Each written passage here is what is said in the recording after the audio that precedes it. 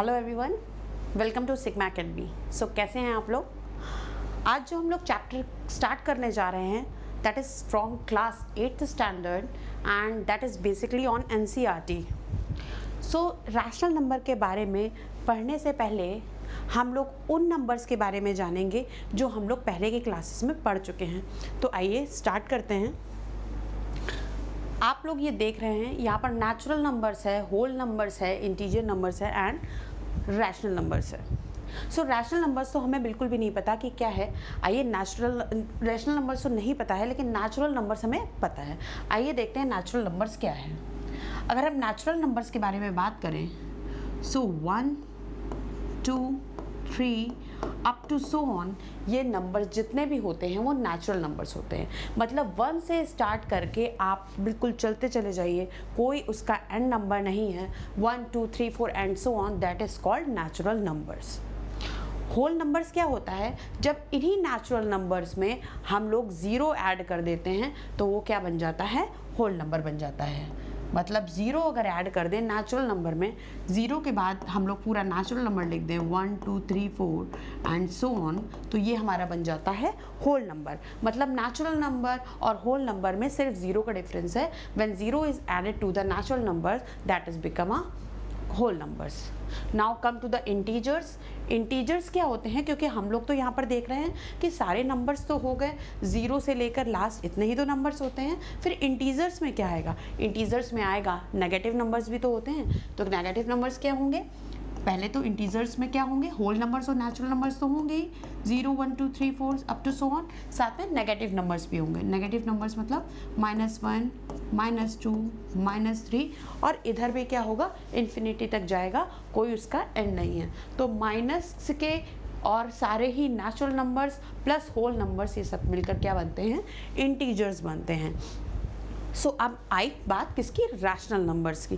तो अब rational numbers क्या है भाई? इंटीजर भी हो गया, होल नंबर भी हो गया, नेचुरल नंबर भी हो गया। अब रैशनल नंबर क्या है? रैशनल नंबर है कि जब हम फ्रैक्शन की बात करते हैं, फ्रैक्शन मतलब 2/3 4/7, इसमें नेगेटिव नंबर्स भी आते हैं, जैसे कि -7/2 -5/3। ये सब क्या है? ये रैशनल नंबर्स हैं। रैशनल नंबर्स मतलब जो फ्रैक्शन में हो, जो P/Q के फॉर्म में लिखे जा सकते हैं। आइए नेक्स्ट इसमें देखते हैं कि नेचुरल नंबर क्या है।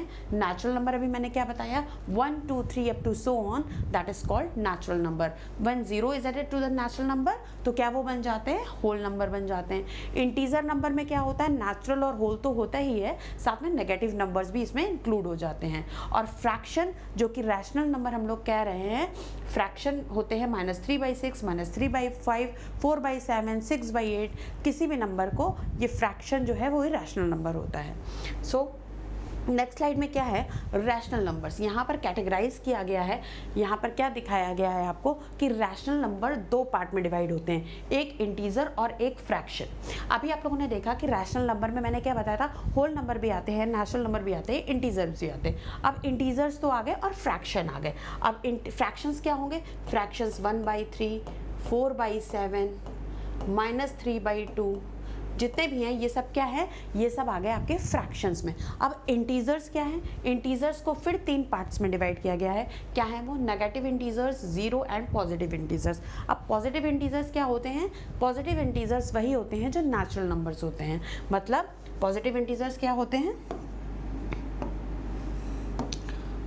1 2 3 अप टू सो ऑन, ये सारे क्या है? पॉजिटिव इंटीजर्स हैं। यही क्या होते हैं? नेचुरल नंबर होते हैं। लेकिन इन्हीं पॉजिटिव इंटीजर्स में जब ज़ीरो ऐड हो जाएगा, पॉजिटिव इंटीजर्स में जब ज़ीरो ऐड हो जाता है तो वही क्या बन जाते हैं? हमारे होल नंबर्स बन जाते हैं। ये सब क्या है? ये इंटीजर को कैटेगराइज किया गया है। फिर अब नेगेटिव इंटीजर्स क्या हो जाते हैं? जब इसी में नेगेटिव नंबर्स भी हो जाएंगे इंक्लूडेड, -3 -2 -5, फिर क्या हो जाएगा? ये आपके नेगेटिव इंटीजर्स हो जाएंगे। तो क्या है? इंटीजर्स क्या होते हैं? इंटीजर्स में सब आता है, नेगेटिव इंटीजर भी आएगा, जीरो भी आएगा, पॉजिटिव इंटीजर्स भी आएगा। जैसे कि मैंने आपको यहाँ पर बताया था, इंटीजर्स में नेगेटिव भी आएगा, जीरो भी आएगा, पॉजिटिव भी आएगा। बाकी जो बचा वो फ्रैक्शन में आएगा।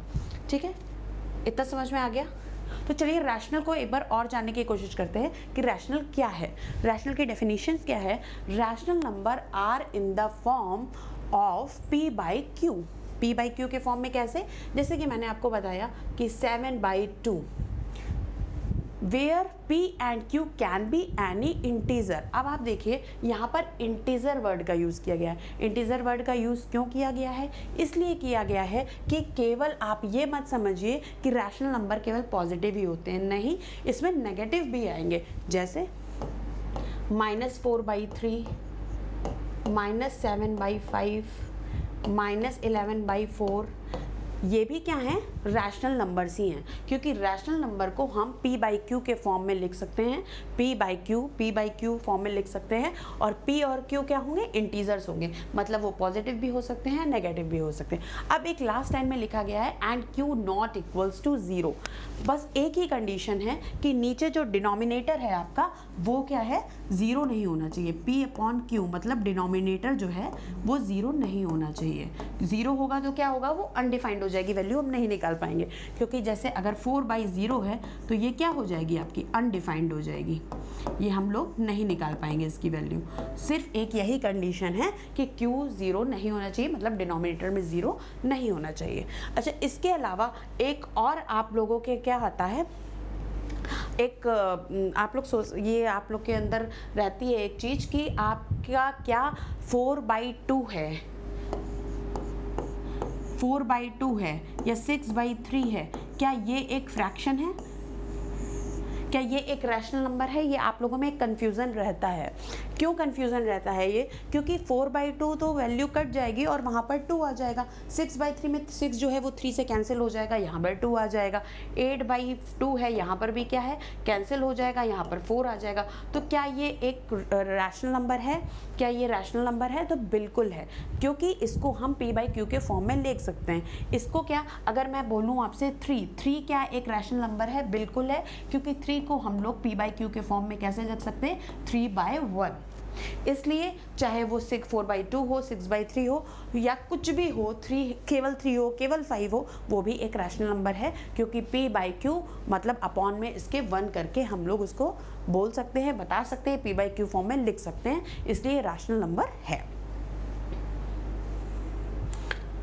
इसके बाद क्या है, मैं आपको एक और चीज़ बताना चाहती हूँ कि रैशनल नंबर में हम लोग क्या करेंगे। इतना तो मैंने आपको बता दिया आज। इसके बाद नेक्स्ट क्लास में हम लोग क्या करेंगे कि प्रॉपर्टीज़ ऑफ रैशनल नंबर के बारे में बताएंगे। अभी आपने पढ़ा रैशनल नंबर है क्या। अब इसके बाद नेक्स्ट क्लास में जो मैं बताऊंगी वो आपको बताऊंगी प्रॉपर्टीज़ के बारे में, कि closure properties, commutative properties and associative properties है क्या। ठीक है, ये कैसे रैशनल नंबर से इस प्रॉपर्टीज़ का क्या कनेक्शन है, ये आपको नेक्स्ट क्लास में बताऊंगी। तब तक के लिए थैंक यू।